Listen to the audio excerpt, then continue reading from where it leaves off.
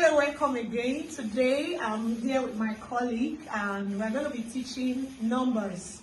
I want to show you the simplest way to teach numbers so that you are sure that your pupils or your kids are actually learning it correctly. Alright, so there are a few things we're going to show you, few tricks.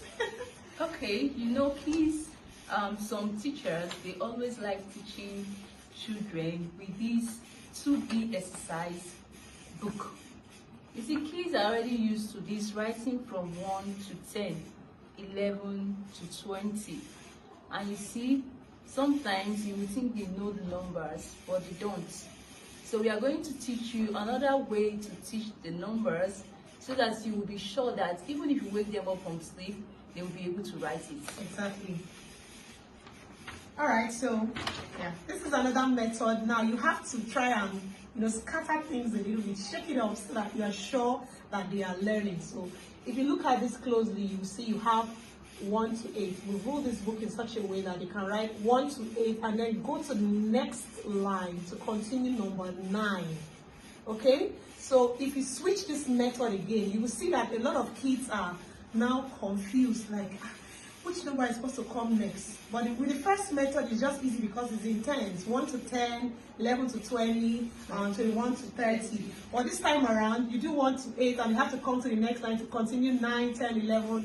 And so if a child can understand it to this point, where even if the number ends at 6 or 7, it can go to the next line, then you know that the child is actually learning. So don't forget to switch lines when it happens. And then we go to fill in the gap. Yes. Fill in the gap. Yes. Very important.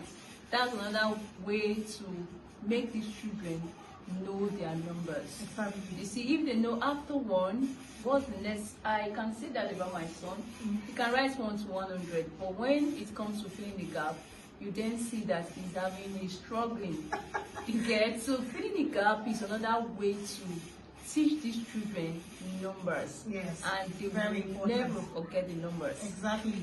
So yes, and when you are doing the filling the gaps, when you start with the first number 1, like you have here, you see we have 1 to 7 on the first line.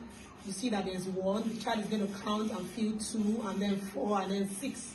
Then you have to now scatter the numbers.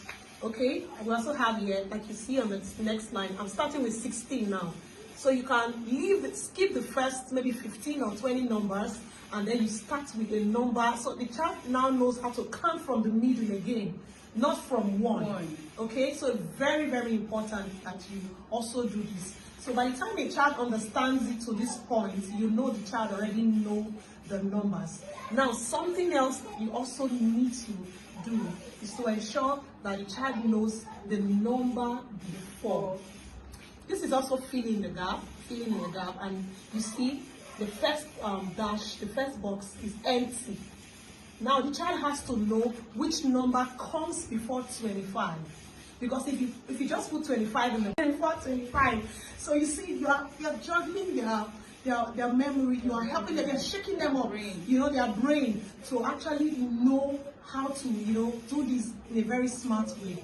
So ensure you do this. It will actually help. Once a child can count from 1 to 100, also ensure that the child is able to count and write. Definitely. Counting and writing is another big challenge for a lot of kids. Yes. You can count 1 to 1,000, but say count and write. You write 1, so you're counting and writing by yourself. Now this for kids that are in KG. Before they finish KG3, they should be able to do all these things. And you see that the numbers will never ever leave their memory. They have it there. If you wake them up from sleep, they can easily do it. Okay? Alright. Thank you very much for joining us today. And please don't forget to follow or subscribe. And make sure you share our videos as well. Until we come again next time. Bye.